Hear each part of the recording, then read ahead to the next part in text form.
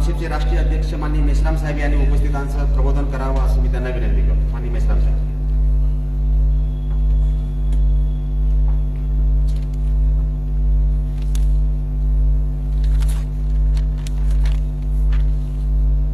साथियों,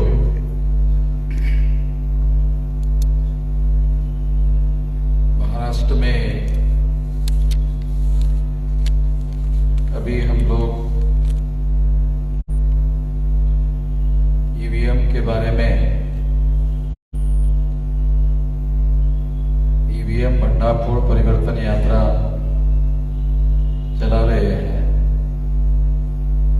उसी के अंतर्गत आज बौद्ध मातंग चर्मकार यज्ञ परिषद का आयोजन, जो ईवीएम भंडाफोड़ परिवर्तन यात्रा के पहले से घोषित था. इन दोनों बातों को ध्यान में रखते हुए कुछ बातें मैं आप लोगों के सामने रखना चाहता हूं.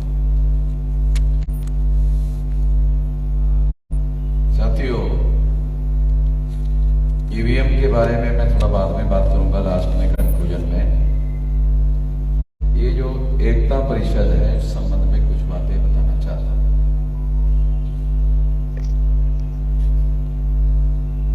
हम लोगों को सारी व्यवस्था देश में जो है उस संबंध में सही जानकारी, संदर्भों में जानकारी होना जरूरी है.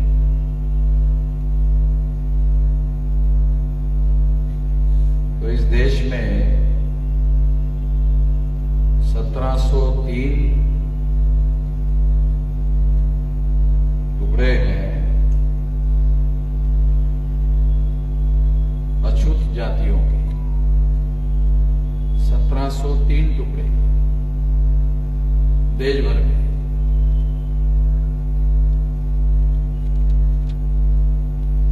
उसमें से ये 3 टुकड़े की बात यहां सोलापुर में यहां के लोगों के द्वारा की जाए.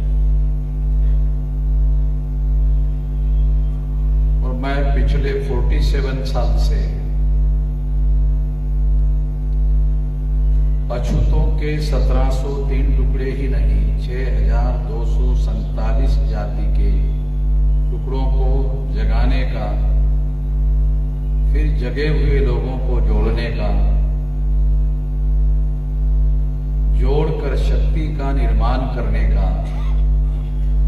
और शक्ति का उपयोग और प्रयोग, जो गैर बराबरी की व्यवस्था देश में चल रही है, उसे खत्म करने के लिए करने का ये अभियान इतने सालों से हम लोग कर रहे हैं.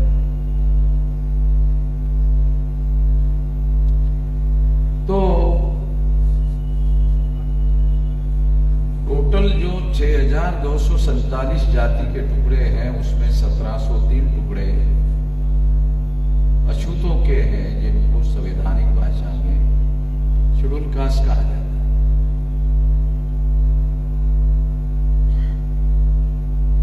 इस शेड्यूल कास्ट में ऑल इंडिया में जो शेड्यूल कास्ट है, टोटल 1703 टुकड़े, उसमें 65% टोटल जो संख्या है, उसमें 65% संख्या अकेली चर्मकार जाति की.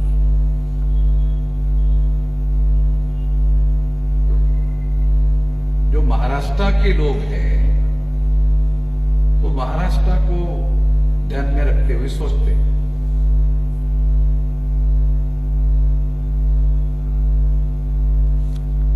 मैं राष्ट्रीय स्तर पर काम करता हूं, तो राष्ट्रीय स्तर पर सोचता हूं. आपका उद्देश्य, आपकी विचारधारा कौन सी है, उस हिसाब से कोई भी व्यक्ति सोचता है.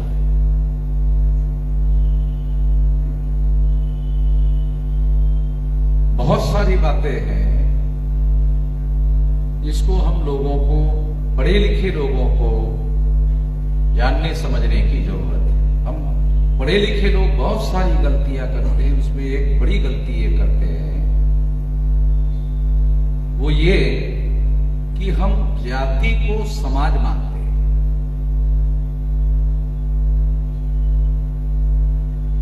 जब बौद्ध समाज के बाद चमार समाज और मातंग समाज, तो जब ये समाज है तो फिर तो कोई समस्या नहीं होनी चाहिए। अगर जाति है तो फिर समस्या है, समाज है तो फिर समस्या नहीं होनी चाहिए। तो बुनियादी सोच में ही हमारे डिफेक्ट है। हमें ये समझ में नहीं आता कि हम लोग जाति के बारे में बात कर रहे हैं या समाज के बारे में बात कर रहे हैं। जाति को तोड़ने की जरूरत है, समाज को तोड़ने की तो जरूरत नहीं है। जाति को तोड़कर समाज बनाना पड़ता है। ब्राह्मणों ने समाज को तोड़कर जातियां बनाई।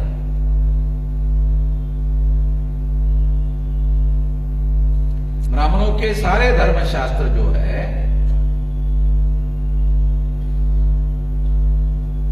वो समाज को तोड़कर जाति बनाने का समर्थन करते हैं।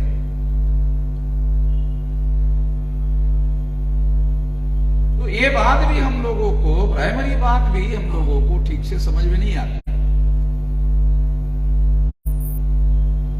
वामसेव के अंदर के लोगों को कुछ बात समझ में आती है, वामसेव के बाहर के लोगों को तो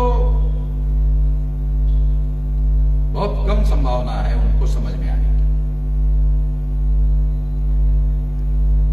और इस वजह से बहुत सारी समस्याएं।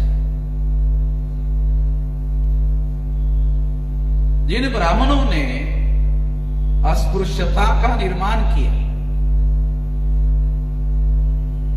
इन इंसानों को ब्राह्मणों ने अछूत बनाया, जिनको छूने लायक भी नहीं समझा, वो लोग गो हत्या के लिए हमारे लोगों को लेकर जाते हैं कि गाय की हत्या रोकनी है। मान लो ठीक है, थोड़ी देर के लिए गाय की हत्या रोक दी है। अस्पृश्यता कैसे खत्म हो? गाय की हत्या रोकने से गधेपन की भी कोई हद होनी चाहिए कि नहीं? मूर्खता की कोई हद होनी चाहिए कि नहीं? ठीक है, आप गाय की हत्या रोकने का पवित्र काम कर रहे हो, करो, मगर आपकी अस्पृश्यता कैसे खत्म हो? उससे, गाय की हत्या रोकने से। अभी नागालैंड मिजोरम के साइड में चुनाव हो रहा है। वहां बीजेपी ने एक आदमी को वहां मुख्यमंत्री का कैंडिडेट बनाया। उसने बयान दिया कि मैं गाय का मांस खाता हूं। बारे में है कि मैं गाय का मांस खाता हूं। अब गाय का मांस कब खाएगा? गाय मारेगा तो उसके बाद खाएगा ना। उसको बीजेपी के लोगों ने मुख्यमंत्री पद का कैंडिडेट बनाया। तो सोलापुर में गाय माता है और नागालैंड मिजोरम में क्रिश्चियन, इसको बीजेपी के लिए, आरएसएस के लिए गाय माता नहीं है। इसका क्या मतलब है? इसका मतलब समझते हैं? इसका मतलब ब्राह्मणों को गाय से कोई लेना देना नहीं। ब्राह्मणों को मुसलमानों के विरोध में हमारा इस्तेमाल करना है। अगर ब्राह्मणों ने किसी एससी या ओबीसी के आदमी को मारने के लिए कहा, हत्या करने के लिए कहा, तो राजी नहीं होगा। तो पहले उसको गाय का भक्त बनाना पड़ेगा, गो भक्त बनाना पड़ेगा। गो भक्त बनाने के बाद में अगर वो बन गया, मान लो जो गाय का वो भक्त बन गया, उसको कहो ये तुम्हारी जो मां है, उसको मुसलमान मारता है, काटता है, खाता है, फिर उसको गुस्सा, मेरी मां को काटता है, मेरी मां को खाता है, मैं फिर उसको काटता हूं। ये तर्कशास्त्र सोचते क्या समझे लोग? मुसलमान उसको मारने के लिए, काटने के लिए उसको गाय का भक्त बनाते हैं। आपने कभी सुना किसी ब्राह्मण ने मुसलमान के घर पर हमला किया, मुसलमान को मारा, मुसलमान को काटा, मुसलमान की हत्या किया? कभी सुना? किसी ब्राह्मण का नाम सुना? क्यों? गाय ब्राह्मण की माता नहीं है? हमारी क्या? ब्राह्मण की मां नहीं है? वो तो ब्राह्मण ही हम लोगों को कहते हैं कि ये तुम्हारी माता है। बाबा साहब आंबेडकर ने जो किताबें लिखी उसमें लिखा हुआ है, लिखे थे कि प्राचीन काल में ब्राह्मण लोग गो मांस का भक्षण करते थे। ये बाबा साहब ने लिखे रखा। आरएसएस के लोग बोलते हैं बाबा साहब महान थे, तो बाबा साहब ने तो लिखा भाई है? ये बाबा साहब ने लिखा। ब्राह्मण लोग जब राजा के घर में कोई धार्मिक कार्यक्रम करने के लिए जाते थे तो उनकी शर्त होती थी कि हमको बख्शिश में राजा गाय दे, गाय का बख्शिश। और गाय में अगर जवान गाय, ज्याला आपण मराठीमध्ये कालवड म्हणतो ना, त्या जवान गाई त्याचं मांस जरा खायला चांगलं लागतं। हे ब्राह्मण लोक बाबासाहेबांनी लिहून ठेवलं, हे भाकरी सोबत खात नव्हते, डायरेक्ट फक्त तेवढंच खात, भाजून खात।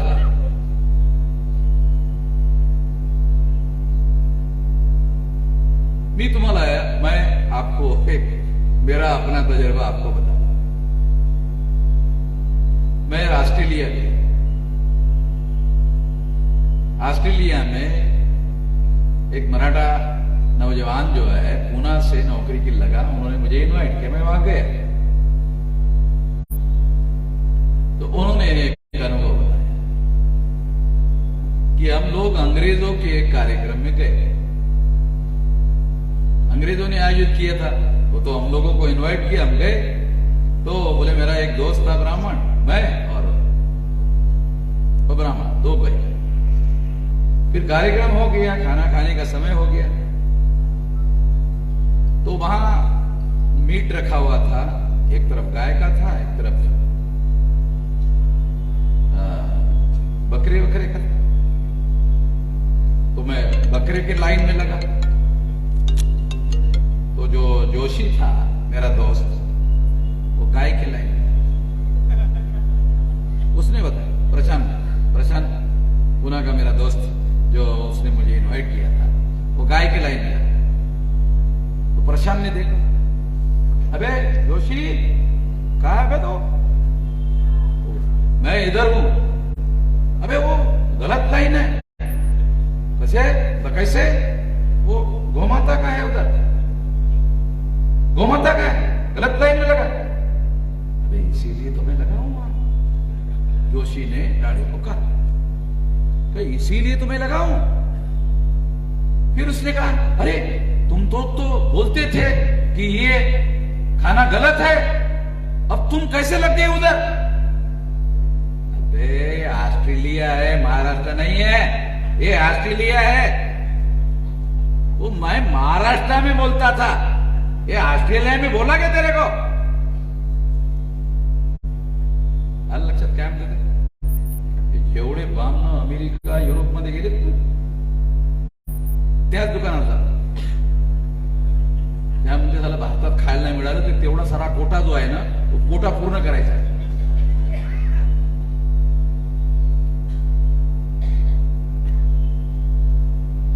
कारण अमेरिका युरोपमध्ये भारतातून जो एक्सपोर्ट होतो तो एक्सपोर्ट बकऱ्याचं नाही होत। भारतातून जे एक्सपोर्ट केलं जाते ते बकऱ्याचं नाही होत। तिकडे कोणी मागत नाही बकऱ्याचे। ते म्हणले आमच्याकडेच आहेत बकऱ्या, खूप आहेत। तो के लिए गाय से कोई लेना देना, मेरा कहने का मतलब है ब्राह्मणों को गाय से कोई लेना देना नहीं है। मैं जो समझाना चाहता हूं आप लोगों को, क्या समझाना चाहता हूं कि ब्राह्मणों को गाय से कोई लेना देना नहीं। उसको क्या लेना देना है कि मेरी संख्या 3.5% है और 3.5% से यदि ईमानदारी से चुनाव होगा तो साला ग्राम पंचायत में मेरे जाति का आदमी पंच भी नहीं चुनकर आ सकता। सरपंच बनने का तो सवाल ही नहीं, पंच नहीं बन सकता, सरपंच कहां से बनेगा? जब सरपंच नहीं बनेगा तो देश के पंचायत का प्रधानमंत्री कैसे बनेगा? बिल्कुल ही नहीं बन सकता। इसलिए देश के पंचायत का प्रधानमंत्री बनाना है तो बनाने के लिए एक ही तरीका है, वो तरीका है हिंदू मुसलमान, हिंदू मुसलमान, हिंदू मुसलमान, हिंदू मुसलमान। लक्ष देते हे जोपर्यंत होणार नाही, हिंदू मुसलमान जब तक नहीं होगा, इससे क्या होगा? हिंदू मुसलमान से क्या होगा जानते हो? हिंदू मुसलमान से क्या होगा? 15% मुसलमान साइड में हो जाएगा, 85% हिंदू एक साइड में हो जाएगा, 85% एक साइड में हो जाएगा। और फिर 85% में से 40-42%, 50% भी अगर मिल गया तो सेंट्रल में अपनी सरकार बना सकते हैं। सेंट्रल में सरकार बनाने के बाद अगर सरकार सेंट्रल की बनेगी तो क्या होगा? सेंट्रल में सरकार होगी तो ब्राह्मणों के नियंत्रण में सरकार चलेगी।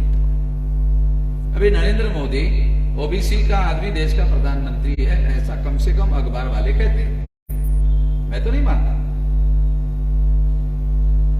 पावर जो है, पॉलिटिकल पावर जो है, सत्ता जो है वो आरएसएस के लोगों के पास है, आरएसएस ब्राह्मणों के पास है। आरएसएस के पास सत्ता है, ब्राह्मणों के पास सत्ता है। ब्राह्मणों की संख्या 3.5% है। उन्होंने क्या किया? ये सत्ता जो है ये ब्राह्मणों के पास है, उन्होंने केंद्रित किया। फिर नरेंद्र मोदी क्या है? सीओ है, सीओ। सीओ समजतं का? सीओ तुमच्या जिल्हा परिषदेमध्ये असतात सीओ, यायला तुम्हाला सीओ माहित नाही? सीओ एक सिनियर आयएएस ऑफिसर असतो, त्याला काय केलं जाते? चीफ एक्झिक्युटिव्ह ऑफिसर, मुख्य कार्यकारी अधिकारी। सत्ता आरएसएसच्या बामणाच्या नियंत्रणात, निर्णय घेण्याचा अधिकार बामणाच्या नियंत्रणात आणि इम्प्लिमेंटेशन करण्याची जबाबदारी chief executive officer Narendra Modi. प्रधानमंत्री नहीं है, नरेंद्र मोदी प्रधानमंत्री नहीं है, चीफ एग्जीक्यूटिव ऑफिसर।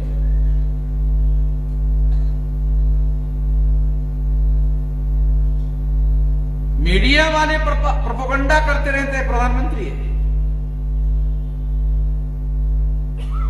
अब आपको सबूत देता हूं, क्योंकि आपको सबूत चाहिए, मगर बगैर सबूत की कोई बात नहीं करता। आरएसएस के लोगों ने हम लोगों को बताया नरेंद्र मोदी ओबीसी है। ओके ठीक है, मान लो ओबीसी, ठीक है। नरेंद्र मोदी ओबीसी है और यदि वो वास्तविक रूप से प्रधानमंत्री है तो इस देश में कुत्तों की, जानवरों की, गधे घोड़ों की, सुअरों की गिनती होती है, ओबीसी गिनती नहीं होती। अब ओबीसी प्रधानमंत्री है, संविधान के अनुसार प्रधानमंत्री के पास सबसे ज्यादा पावर है, संविधान के अनुसार। अगर सबसे ज्यादा पावर है और ओबीसी का ही आदमी प्रधानमंत्री है और देश में कुत्ते बिल्ली सुअर गधे घोड़ों की गिनती हो रही है, ओबीसी की क्यों नहीं कर रहा है? क्यों नहीं निर्णय कर रहा है नरेंद्र मोदी? उसी के पास तो पावर है, क्यों नहीं निर्णय कर रहा? निर्णय करने का अधिकार होगा तब करेगा ना। निर्णय करने का नरेंद्र मोदी के पास अधिकार होगा तो करेगा। ये निर्णय करने का अधिकार आरएसएस के पास है और आरएसएस के निर्णय किए हुए निर्णय पर अमल करने का अधिकार चीफ एग्जीक्यूटिव ऑफिसर, मुख्य कार्यकारी अधिकारी नरेंद्र मोदी है। ये पब्लिक में बोल रहा हूं ना, और ये रिकॉर्ड में बोल रहा हूं। पुलिस ने को भी अनुरोध है वो रिकॉर्ड कर ले, और नहीं तो मैं मेरे से ले ले, मैं ही दे देता हूं मुफ्त में, खर्चा काहे की कर रहे हैं?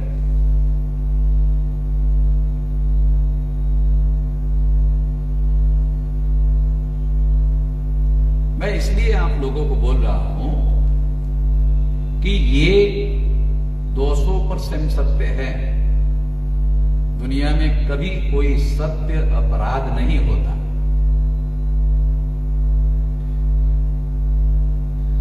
वो सत्य है, वो अपराध नहीं होता। तो ये बात हम लोगों को समझना होगा कि 3743 जातियां ओबीसी की है, उसमें से एक आदमी को आरएसएस के ब्राह्मणों ने प्रधानमंत्री बनाया, बाकी सारे लोगों को कहा तुम्हारे आदमी को प्रधानमंत्री बनाया, सारा इस्तेमाल।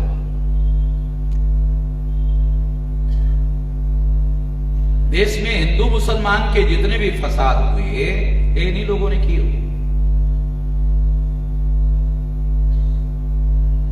इन्हीं लोगों के द्वारा फसाद किए गए। मेरे को पावर मिला ना, 72 घंटे में खत्म कर दूंगा ये फसाद। 72 घंटे, एक भी पुलिस की मदद लिए बगैर। मुझे बीमारी का कारण मालूम है, पुलिस की मदद लेने की क्या जरूरत है? बीमारी का कारण खत्म कर दो, मामला ही खत्म हो जाता है।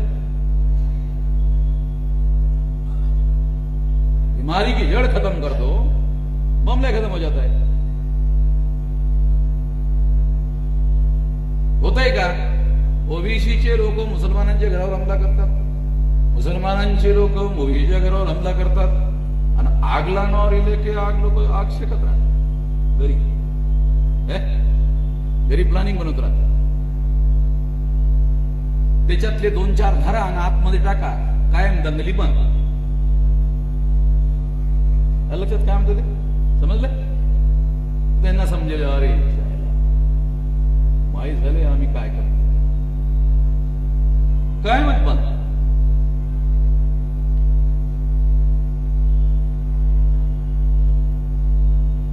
या देशामध्ये हे समजणं फार आवश्यक आहे की जे ब्राह्मण आम्हाला हिंदू म्हणतात, त्याच ब्राह्मणाच्या एका महत्वपूर्ण संताने दयानंद सरस्वती गुजरातचा, राजकोटचा, ज्याची 200 वर्षाची जयंती नरेंद्र मोदींनी दिल्लीमध्ये केली काल परवा, त्या दयानंद सरस्वतीने लिहून ठेवलंय कि हिंदू मुसलमान की दीवी गाली है। काय लिहून ठेवलंय? हिंदू मुसलमान की दीवी गाली है। मग हे हिंदू ही मुसलमानांनी दिलेली शिवी असेल तर ब्राह्मण SC ST ओबीसीच्या लोकांना हिंदू नावाची शिवी का देते? हा माझा प्रश्न आहे। तुम्ही म्हणता शिवी आहे, मग तुम्ही जर म्हणता ही शिवी आहे तर तुम्ही आम्हा SC ST ओबीसीच्या लोकांना हिंदू नावाची शिवी का देता? आणि तुमची शिवी आम्ही स्वीकारावी अशी तुम्ही अपेक्षा करता का? का स्वीकारावी? आम्हाला काही मान सन्मान इज्जत नाही आहे का? का स्वीकारावी तुमची शिवी? स्वीकारली जाणार नाही. तेव्हा ही बाब हे फॅक्ट म्हणून सांगू राहिलो तुम्हाला. दुसरा मुद्दा, जेव्हा मी हे अभियान सुरू केलं, ही दयानंद सरस्वतीनेच, त्या ब्राह्मणानेच हे लिहून ठेवलंय. ही हिंदू मुसलमानांनी दिलेली शिवी आहे. हे जेव्हा मी अभियान सुरू केलं, तेव्हा ब्राह्मणांनी आता टीव्हीवर नवीन गोष्ट सुरू केली. काय सुरू केली? नाही नाही, आमच्या धर्माचं नाव हिंदू नाही आहे, सनातन धर्म आहे. आता की नवीन हे जे ब्राह्मण जे आहेत हे अनेकांना कळत नाही, आमच्या लोकांना कळत नाही. ठीक, त्यांनी मी जे अभियान सुरू केलं ना, त्यांच्या अरे हे अंगलटणारी गोष्ट आहे. त्यांनी काय दिलं? नाही, आमच्या धर्माचं नाव सनातन धर्म आहे. आता पाली भाषेमध्ये लिहिलेलं आहे, एस धम्मो सनातनो, ये धर्म सनातन है. अरे पालीचा शब्द आहे रे बामना हो. शाळेला हिंदू शब्द सुद्धा चोरला आणि हा सनातन धर्म, सनातन शब्द सुद्धा चोरला. अरे तुमचं काही ओरिजिनल आहे की नाही? तुमचं ओरिजिनल आहे की नाही काही? मी तुमचं ओरिजिनल तुम्हाला वारंवार सांगतो, त्याचा मी वारंवार प्रचार करतो. अरे तुमच्या वास्तविक धर्माचा प्रचार मी करतो. मी तुमच्या वास्तविक धर्माचा प्रचारक आहे. तुम्ही मला प्रचारक स्वीकार करा. तुमच्या वास्तविक धर्माचं नाव ब्राह्मण धर्म आहे. मी सांगतो, पुराव्यासहित सांगतो. तुम्ही जरा वेद वाचा, श्रुती वाचा, स्मृती वाचा, पुराण वाचा. हा ब्राह्मण धर्म आहे. आणि तुमच्या ब्राह्मण धर्माचं नाव तुम्ही प्रचारामध्ये का आणत नाही? अरे तुमचं हे ओरिजिनल नाव आहे. तुम्हाला तुमच्या धर्माचं ओरिजिनल नाव प्रचारामध्ये आणण्यासाठी लाज कशी काय वाटते? तुम्ही मुसलमानांनी दिलेलं हिंदू नाव स्वीकार करता, तुम्ही बौद्धांनी दिलेलं सनातन नाव स्वीकार करता.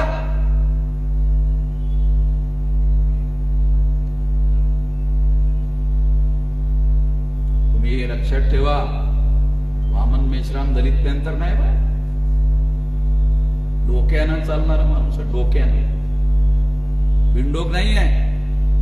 बाबासाहेब आंबेडकरांची, आमच्या महापुरुषांची जी विचारधारा आहे ना, त्याचा मूळ गाभ्यासहित अभ्यास करून काम करणारा आहे मी. मूळ विचारसरणी सहित. आणि कुठल्याही प्रश्नाचा, कुणालाही काही प्रश्न असेल, माझ्याजवळ आहे उत्तर. माझ्या नादाला याच्यासाठीच कोणी लागत नाही. हे म्हणून सांगतो, आपल्याला हे लक्षात ठेवलं पाहिजे. वर्णव्यवस्था ब्राह्मणांनी निर्माण केल्या. जाती व्यवस्थेमध्ये 6247 जातियों के टुकड़ों में ब्राह्मणों ने बांटा. महिलाओं को ग्रंथ में लिखा है दास है, गुलाम है. शूद्रत्व, पिछड़ा वर्ग ओबीसी पर थोपा. घुमंतू जातियों को बहिष्कृत किया. ये सारा का सारा ब्राह्मणों ने किया. इस मापदंड के आधार पर ब्राह्मण राष्ट्रद्रोही लोग है. आणि हे जरा रेकॉर्ड करा बरं, रेकॉर्ड करा. आणि कोणीतरी ब्राह्मणाला सांगा माझ्या विरोधात FIR करायला. सांगा बरं, मग बघतो त्यांना.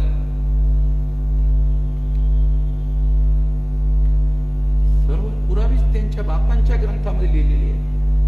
मला माझ्या बापाची पुरावे आणायची जरूरत नाही. ये सारा का सारा ग्रंथ में भी है और समाज में भी है.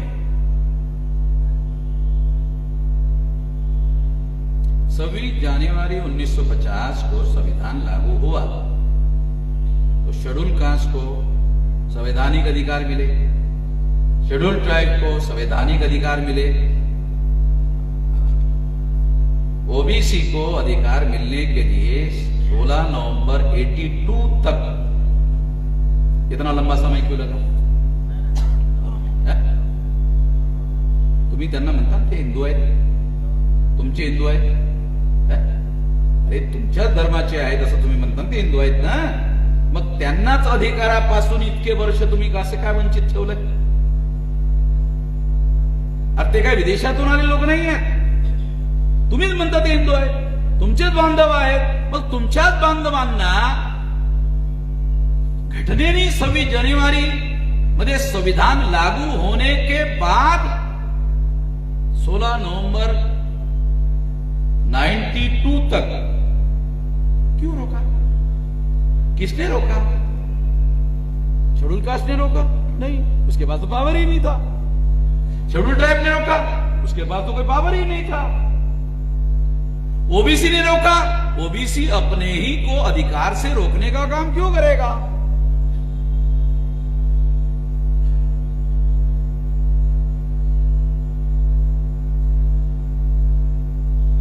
पंडित जवाहरलाल नेहरू प्रधानमंत्री थे, प्रचार माध्यमों ने कहा वो समाजवादी थे, प्रचार माध्यमों ने कहा वो सेकुलर थे, मगर जब पहली बार चुनाव हुआ तो पंडित जवाहरलाल नेहरू, समाजवादी नेहरू, सेकुलर नेहरू ने 3.5% ब्राह्मणों को 60% लोकसभा की टिकटें दी। 60%। तो इसका मतलब है 56.5% दूसरे लोगों के अधिकारों पर अतिक्रमण किया, तो उसमें 56.2% किसके अधिकारों पर अतिक्रमण किया? शेड्यूल कास्ट का तो पॉलिटिकल रिजर्वेशन का कोटा भी फिक्स था, शेड्यूल ट्राइब का पॉलिटिकल रिजर्वेशन का भी कोटा था। इसका मतलब शेड्यूल कास्ट, शेड्यूल ट्राइब के अधिकारों पर ब्राह्मणों ने अतिक्रमण नहीं किया, बल्कि ओबीसी के 100% अधिकारों पर अतिक्रमण किया। आंकड़े बता रहा हूं, बगैर सबूतों की बात नहीं करता हूं मैं कोई अभी। ये सारा डाटा है। इसका मतलब है ओबीसी को प्रथम लोकसभा के चुनाव में पंडित जवाहरलाल नेहरू के ही तो साइन से टिकट चलता था, एबी फॉर्म। ब्राह्मणों रोका? अगर ब्राह्मणों ने ओबीसी के लोगों को अधिकार वंचित किया तो जवाहरलाल नेहरू समाजवादी थे, सेकुलर थे, आरएसएस वाले आरोप लगाते समाजवादी थे, सेकुलर थे। अरे तू जवाहरलाल नेहरूचा विरोध करून राहिला की मदत करून राहिला त्याला छायला? आरएसएसचे लोक जवाहरलाल नेहरूला म्हणतात आम्ही विरोध करून, बरं हे तर मदत झाली, हे तू मदत करून राहिले, आम्हाला नाटक करून सांगतं की आम्ही विरोध करतोय। तो कुठला सेक्युलर होता? तो कुठला धर्मनिरपेक्ष होता? त्यांनी 3.5% ब्राह्मणांना 60% तिकीट दिली लोकसभेची। आरएसएसच्या लोकांना, भाजपाच्या लोकांना मी आव्हान देतो, एवढे तिकीट जवाहरलाल नेहरूंनी दिलेत, अरे त्याच्या 0.5% देऊन दाखवा बीजेपीचे। जेवढी नेहरूनं ब्राह्मणांना दिली त्याच्या 0.5% तिकीट देऊन दाखवा बीजेपी मध्ये।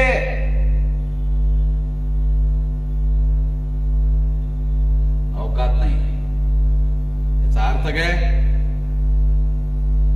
जवाहरलाल नेहरू समाजवादी नहीं थे, सेकुलर नहीं थे, सबसे ज्यादा जातिवादी थे। उस पर पर्दा डालने के लिए उसको सेकुलर और समाजवादी का प्रोपेगेंडा आरएसएस वाले करते हैं, तो नेहरू की मदद कर रहे भाई, विरोध नहीं कर रहे, नेहरू की मदद कर रहे। ये बहुत लोगों को समझ में नहीं आता।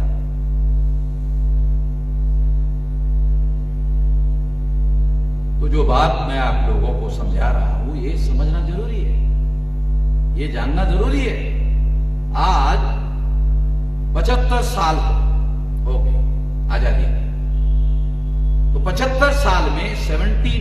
99.2% प्रथम श्रेणी के अधिकारी ब्राह्मण और तत्सम ऊंचे जाति के हैं। ये क्या बीजेपी वालों ने बनाए क्या? ये तो पहले से नेहरू कांग्रेस ने बनाए हुए हैं। इतना तो बीजेपी वाले कभी बना नहीं पाए।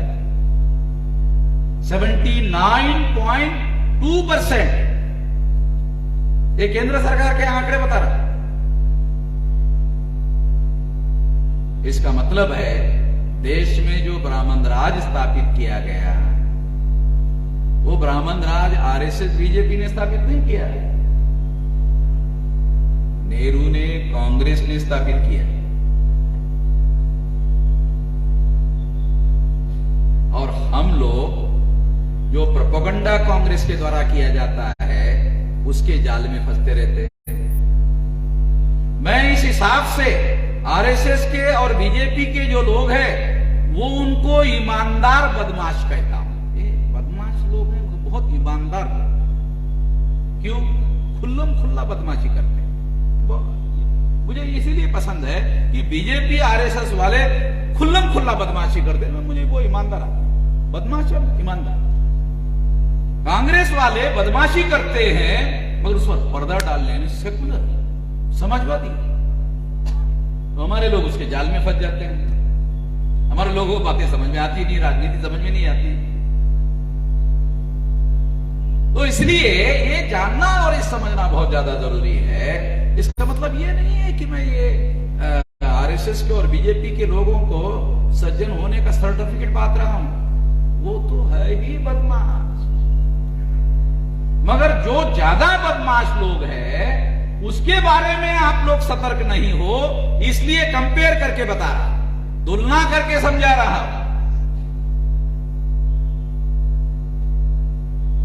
तो हमको ये समझना बहुत जरूरी है। आज ऐसे हैरान करने वाली बात, आरएसएस बीजेपी के लोग कहते हैं कि हमने एक बैकवर्ड को प्रधानमंत्री बनाया। 2014 में नरेंद्र मोदी प्रधानमंत्री बने, तो ये ईवीएम में घोटाला करके बने। नरेंद्र मोदी 2 बार ईवीएम में घोटाला करके प्रधानमंत्री बने और 2 बार मनमोहन सिंह घोटाला करके प्रधानमंत्री बने। पहले मनमोहन सिंह घोटाला करके प्रधानमंत्री बने ईवीएम में, और उस घोटाले के डॉक्यूमेंट्री एविडेंस डॉक्टर सुब्रमण्यम स्वामी ने इकट्ठा किए और सुप्रीम कोर्ट को दिए। जब सुप्रीम कोर्ट ने नोटिस इशू किया तो सरकार कांग्रेस की थी। 2013 की बात है। जब सुप्रीम कोर्ट ने नोटिस इशू किया तो 2013 में कांग्रेस की सरकार थी, तो कांग्रेस को लगा रही डॉक्यूमेंट्री एविडेंस है, इसका जवाब कैसे दे। तो उन्होंने सुषमा स्वराज, अरुण जेटली को संपर्क किया और कहा कि अडवाणी जी ये ईवीएम के विरोध में रथ यात्रा निकालने वाले हैं, जरा अडवाणी जी को रोको। सुषमा स्वराज ने और अरुण जेटली ने कहा कि अडवाणी जी बहुत बड़के नेता है, हम नहीं बोल सकते, हमारी औकात नहीं है कि अडवाणी जी को बोला जाए।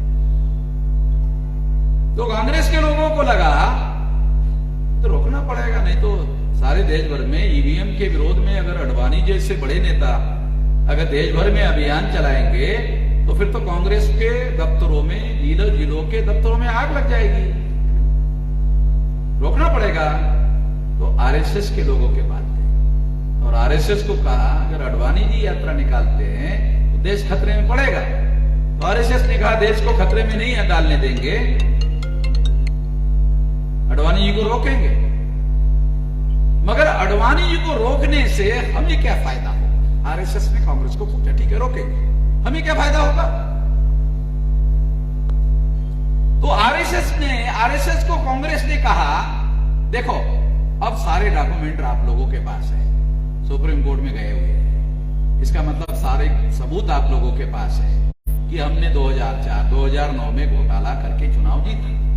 जब आपको मालूम ही हो गया है कि हमने घोटाला करके जीता, तो हम भी मानते हैं, हम भी स्वीकार करते हैं कि हमने घोटाला करके चुनाव जीते। एक बार तुम घोटाला कर लो, 2014 में तुम कर लो, 13 में हमारी सरकार है, हमारी प्रधानमंत्री हमारा है, कार्यपालिकी हमारे नियंत्रण में है, चुनाव आयोग का कमिश्नर हमने अपॉइंट किया है। आपको हम एक बार घोटाले की सरकार बनाने के लिए समर्थन देते हैं। ले लो, आरएसएस ने कांग्रेस को कहा, आप लोगों ने ये कहा है कि आप लोगों ने 2 बार घोटाले की सरकार बनी, घोटाला करके, और आप हमको कई बार घोटाला करने की बात कर रहे हो। ये बराबर है? कांग्रेस ने आरएसएस को कहा, नहीं, आप राष्ट्रवादी लोग हो, आप बहुत सज्जन लोग हो, तो हमने सोचा हमारे कांग्रेस वालों की तरह 2 नंबरी तो आप हो नहीं, हम तो कांग्रेस के लोग 2 नंबरी लोग हैं। आप बहुत सज्जन लोग हो, आप राष्ट्रवादी लोग हो, तो हमने सोचा आप इतने सज्जन लोग हो और राष्ट्रवादी लोग हो, तो आप 2-2 बार घोटाले से सरकार बनाने के लिए राजी हो जाओगे। ऐसा हमको अच्छा नहीं लगा बोलने के लिए, इसलिए हमने आपको कहा कि एक बार तुम घोटाला कर लो, सरकार हमारी है, मदद करेगी। तो आरएसएस ने उनको कहा कि नहीं,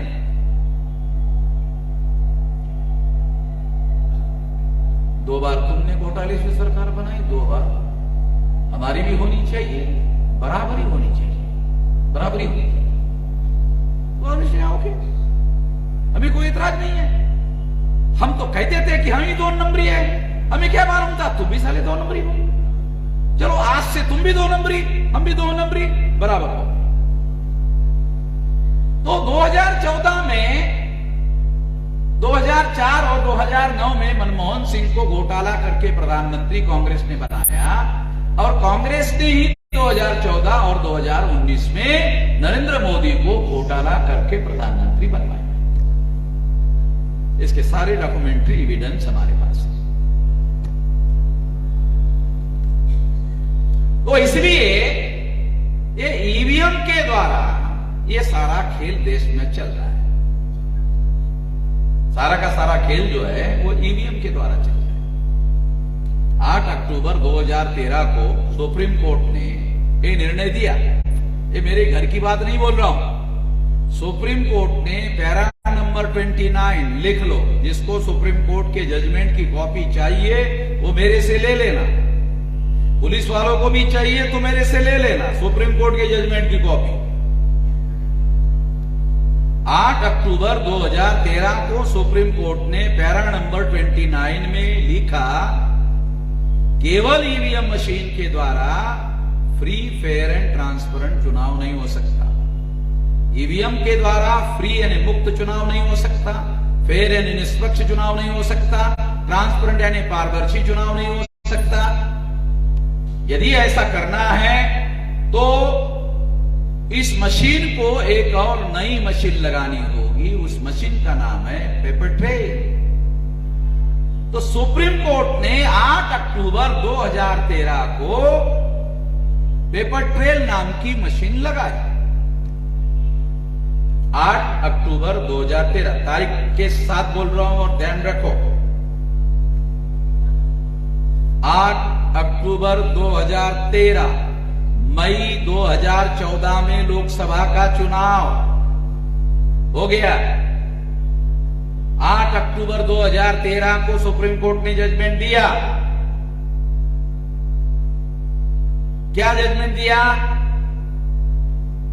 ईवीएम मशीन से घोटाला होता है, पेपर ट्रेल मशीन से घोटाला पकड़ा जा सकता है।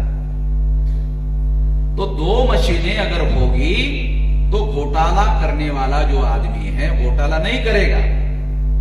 इसलिए जानकारी के लिए आपको बताता हूं, ईवीएम मशीन का मैंने एक और नाम रखा, घोटाला करने वाली मशीन। सुप्रीम कोर्ट के ऑर्डर के आधार पर। उसका नाम रखा मैंने प्रचार के लिए, जानकारी के लिए। ईवीएम मशीन का एक नाम है घोटाला करने वाली मशीन। दूसरी मशीन सुप्रीम कोर्ट ने लगाई पेपर ट्रेल मशीन। ये पेपर ट्रेल मशीन क्या है? तो जब आप पहले वोट डालते थे 4 में और 9 में, तो केवल एक मशीन थी। ईवीएम मशीन में आपका वोट जाता था, आंखों से दिखाई नहीं देता था।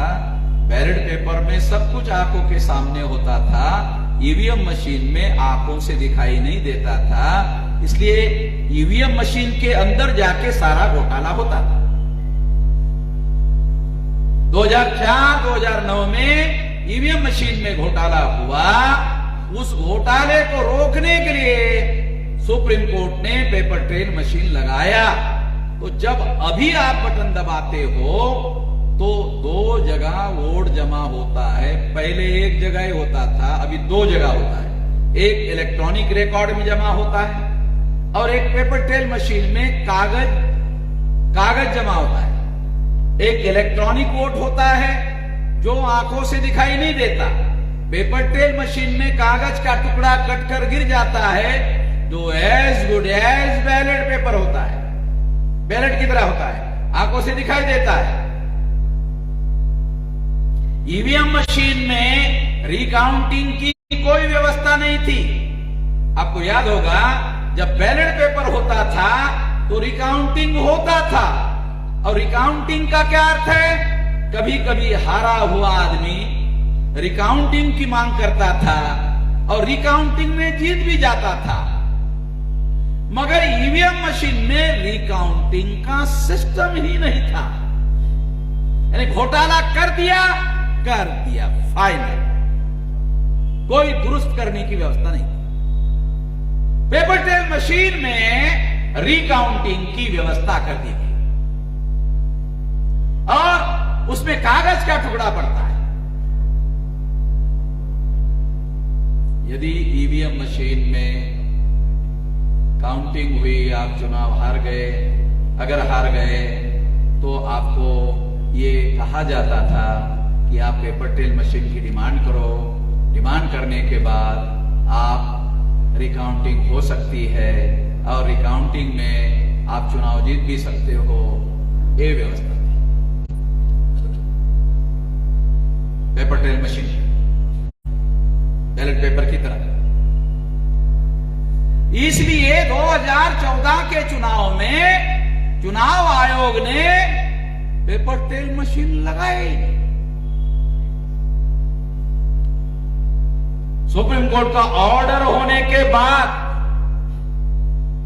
चुनाव आयोग ने पेपर ट्रेल मशीन लगाया ही नहीं। ये मेरे पास डॉक्यूमेंट्री एविडेंस है। 2014 में नहीं लगाया, 2015 में नहीं लगाया, 2016 में नहीं लगाया, तो मैं सुप्रीम कोर्ट गया।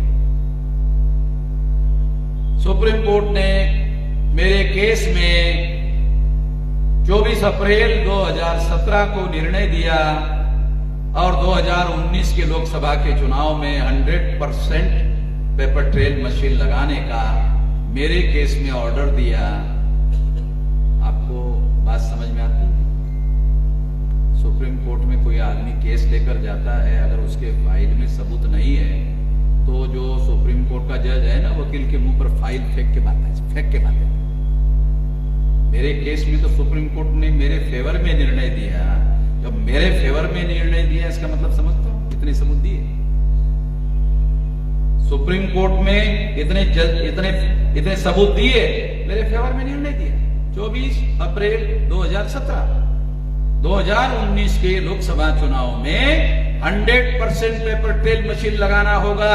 सारे देश के ईवीएम मशीन को जो पेपर ट्रेल मशीन लगाई है, अरे वामन मेश्राम ने लगवाई। एक घोटाला पकड़ने वाली मशीन मैंने लगवाई।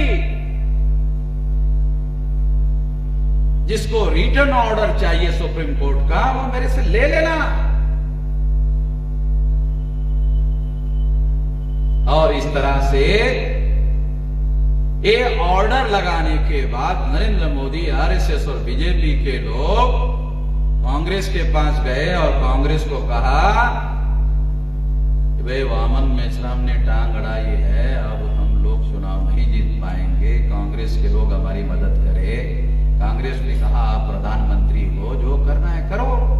क्या नहीं, वामन मेश्राम की टांग है, ये कोई गांधी जी की सिंगल हड्डी वाली टांग थोड़ी है, तो वामन मेश्राम की टांग है डबल हड्डी वाली। ये रोकना आसान नहीं है,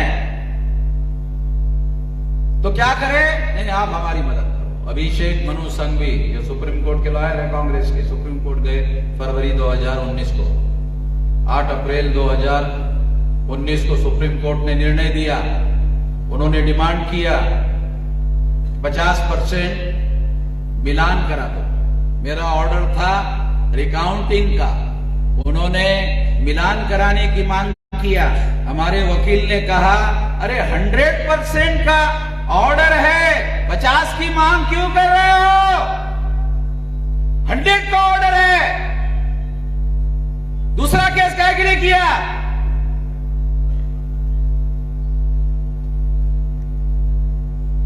रंजन गोगोई चीफ जस्टिस थे। रंजन गोगोई पर आरोप लगाया एक औरत ने विनय भंग किया। जस्टिस बोबड़े, जिसका दादा आरएसएस के वकील विंग का संस्थापक अध्यक्ष था, उसका पोता सुप्रीम कोर्ट का सेकंड इन कमांड जज था, 7 जज का बेंच बैठा। जस्टिस रंजन गोगोई को निर्दोष छोड़ दिया और जस्टिस पटनायक की अध्यक्षता में उस औरत की इंक्वायरी का ऑर्डर दिया। उस पटनायक ने उस औरत को भी निर्दोष छोड़ दिया। दुनिया के जुडिशियल हिस्ट्री में आरोप करने वाला भी निर्दोष, आरोपी भी निर्दोष। साला ऐसा दुनिया में कहीं हुआ ही नहीं। ये तो मैं समझ गया सुप्रीम कोर्ट के लेवल पर भी गड़बड़ियां चल रही है।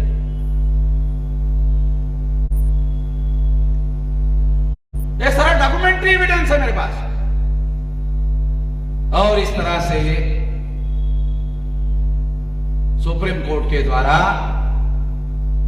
50% की मांग करने के बाद रंजन गोगोई ने 1% का ऑर्डर दिया।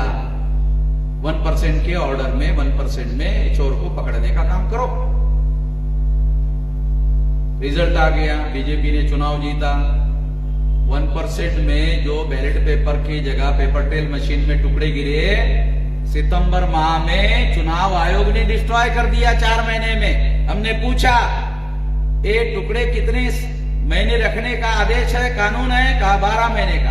4 महीने में खत्म कैसे किया? को मालूम था। क्या मालूम था? वामन मेश्राम सुप्रीम कोर्ट में गया और ईवीएम मशीन को सील करने का आदेश लाया, तो देशद्रोह के मुकदमा चुनाव आयोग के अधिकारियों पर चलेगा, साली फांसी की सजा हो जाएगी। इसलिए चुनाव आयोग ने पेपर ट्रेल मशीनों को डिस्ट्रॉय कर दिया।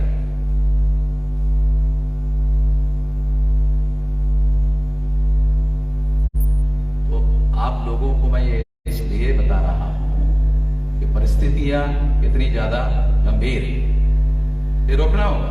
ये 2024 के चुनाव में बीजेपी और नरेंद्र मोदी चुनाव जीत नहीं सकता, मगर ईवीएम मशीन से जीत सकता है। ईवीएम मशीन की वजह से जीत सकता है। अभी तो कांग्रेस वालों को भी लग रहा है। मैं कांग्रेस का राष्ट्रीय महासचिव है दिग्विजय सिंह, एक चीफ मिनिस्टर मध्य प्रदेश, उसका भी बयान है ये हमारे पास वीडियो है उसका। तो इस तरह से वो सारा रिकॉर्ड अवेलेबल है। कांग्रेस भी अब इस बात को कह रही है कि हाँ ऐसा हो सकता है। इसलिए ये रोकना होगा। रोकने का एक तरीका है कि हम लोग आने वाले समय में सारे देश भर में दिसंबर तक 15 लाख ईवीएम मशीन तोड़ने के लिए, फोड़ने के लिए लोगों का मेरे ऊपर बहुत प्रेशर है कि केवल आप भाषण करने से कैसे रोकेंगे। अगर चुनाव आयोग ने आपकी बात, संवैधानिक बात, कानूनी बात नहीं स्वीकार की तो क्या करोगे? तो हम लोगों को समझा रहे हैं कि 15 लाख लोगों की फौज तैयार करो। अगर ये इतना खुल्लम खुल्ला डाका डालने का काम कर रहे हैं तो रोकना तो पड़ेगा ना भाई। गांधी जेल में जाते जाते मान हो गए, तो हम कौन सा साला जेल में जाते जाते छोटे हो जाएंगे?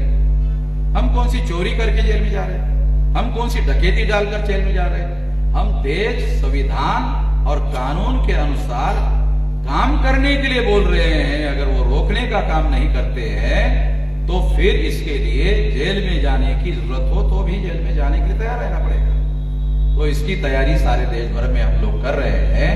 आप लोगों को याद होगा आरएसएस के हेडक्वार्टर पर मैंने 3.5 लाख लोगों को लेकर गया था, याद है ना? यहां की कुर्सी की तरफ मत देखना, तो ठुकाई करने के लिए 3.5 लाख लोगों को लेकर गया था आरएसएस के हेडक्वार्टर पर। तो इस हिसाब से हम लोग काम करेंगे।